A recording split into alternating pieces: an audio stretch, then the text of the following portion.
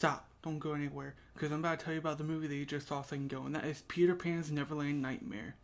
And man, I've been waiting for this movie since it was announced. If you don't know, I'm a big fan of the twisted childhood universe movies, better known as the Poohniverse, with Winnie the Pooh.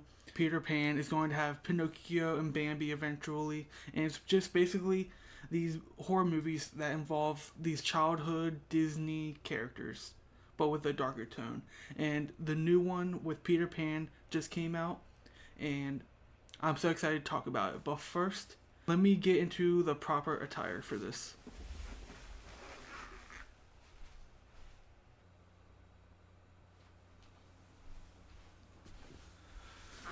Now this is better. And before y'all say anything, I know I look like the Peter Pan from Chip and Dale Rescue Ranger, the movie. I didn't realize that until I put this on, and I already know I'm going to get roasted for it, but yeah, I already know.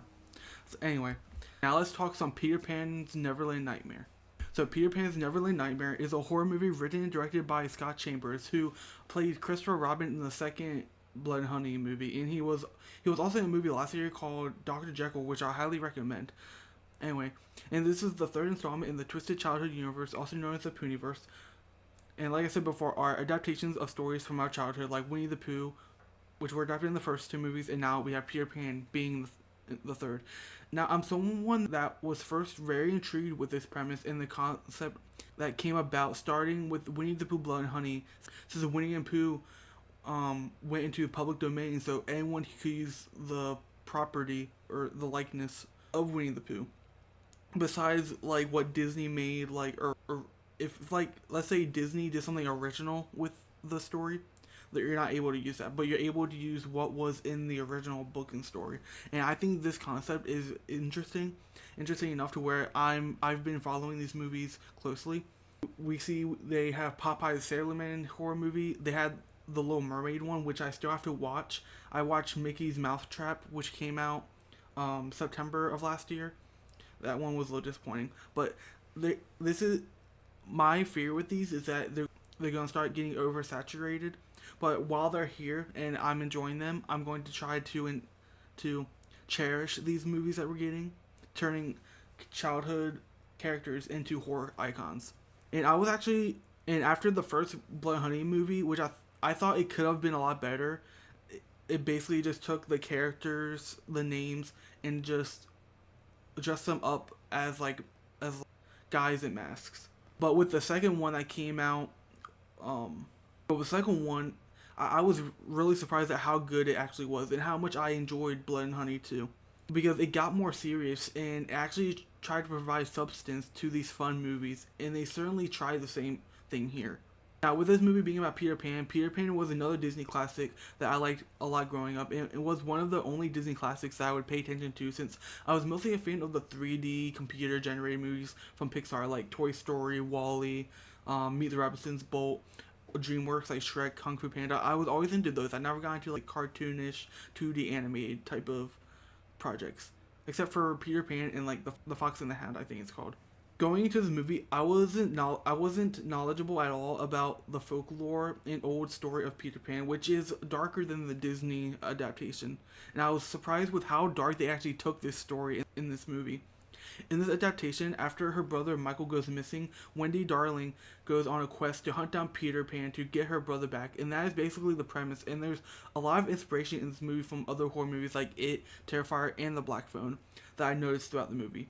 The themes in this film are similar to the original story, but are modernized. At its core, the film is commentary on the loss of childhood innocence, and as we get hints to what Peter went through and get to see what happened to him, you further understand Peter's reasoning in that he is trying to save the kids so that they don't have to suffer like he did and take them to Neverland, which is like heaven.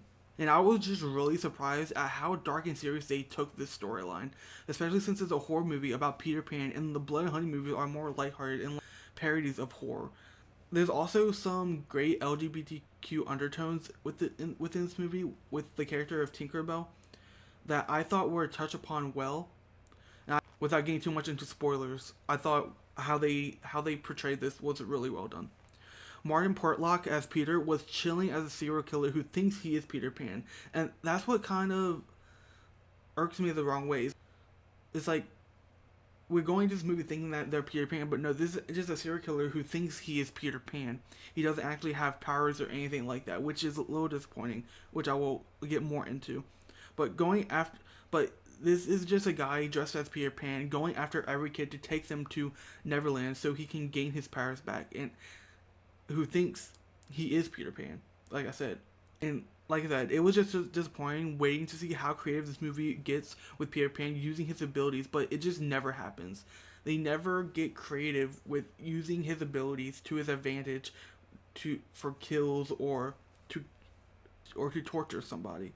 I will say Portlock's twisted performance reminded me of Heath Ledger's Joker, or even Bill Skarsgård, how he does the Pennywise voice. It was a mixture of those two, and he really becomes that crazy serial killer when he dives into the role. Megan Placito as Wendy I thought was really good in her role, as she is the final girl, and her younger brother Michael with the kidnap storyline really made me see the inspiration this movie took from Terrifier 2, making Wendy and Michael almost a copy and paste of Sienna and Jonathan from those movies. There were also a few gory kills that I was surprised didn't use any CGI and were all practical, and they just added to that threat level that I felt from Portlock's unsettling performance. Scott Chambers' direction is also disturbing, as he builds a dark atmosphere within this movie, which made me feel uncomfortable and unsettled throughout the whole movie, like with this really serious storyline, grounding the story to feel realistic. But again, we're talking about a universe where we have a talking mutated killer bear, a killer owl, and a tiger who can talk, and I feel like this movie would have been a lot better if they did give into the Peter Pan elements, some of his powers, and would have been more creative. Like, other than giving characters names like Tinkerbell, Wendy, Michael, Peter Pan, and a cameo from what is supposed to be Captain Hook, it's like decorating a horror movie Peter Pan themed without utilizing the IP and what you could do overall. It's like if you made a SpongeBob horror movie and you just get the guy who played SpongeBob for the Broadway show. He was in Wicked, and you just have him dress up like he did for that show, and just say that is SpongeBob, without giving him like the whole sponge look and everything to make him look like SpongeBob. That's how this kind of feels.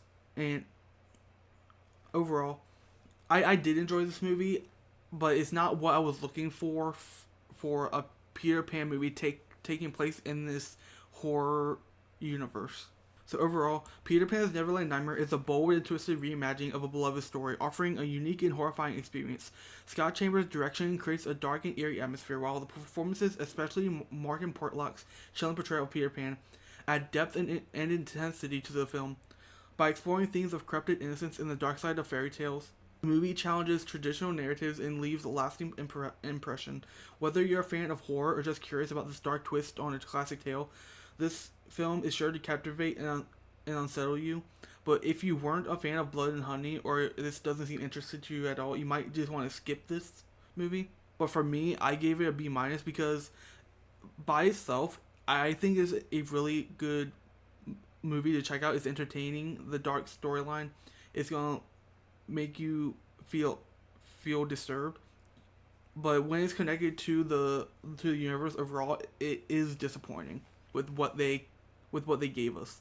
But yeah, I give Peter Pan's Neverland Nightmare a B-. Don't forget to like and follow.